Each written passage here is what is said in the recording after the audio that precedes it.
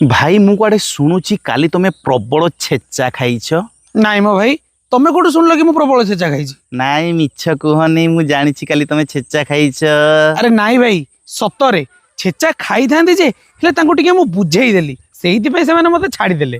कि आश्चर्य कथा तमे गो चालाण करूछ देखला बेलकु तांको कानरे एमती की मंत्र फुंकी देलो कि हातरे टंका धरेई देलो जे से माने तुमको छाडी देले। मु तांको बुझेइली।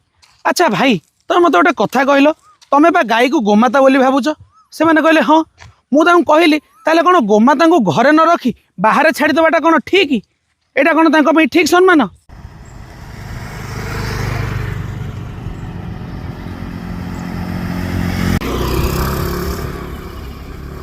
तापर आउ गोटे कथा ए रास्ता कड़े जो गोमाता माने बुलुछंती सोउछंती आ सेथि पई जो एक्सीडेंट होउची सेथि पई प्रकृति रे दायी किए तमे माने कि नाही किंतु लोक माने दोष काहाकू दउछंती गोमाता को कि नाही। तमे माने कोन चाहुछ तम गोमाता को कि हत्याकारी कहू बोली सेहिति पई तो इयाडे सेडे जो रास्ता कड़े छाडी दउछ से माने को मु एकाठी करी पाखरे थिबा गोशाला को नउथिली आउ तमे माने कोन भाबिलो कि मु गो चालाण करूची आउ एते सब कथा बुझेला परे जाई से माने मते छाडी देले आउ मते प्रतिश्रुति देले या परे आमे गोमाता को केबे रास्ता कड़ को छाडीबुनी आउ तांको उचित सम्मान देबु।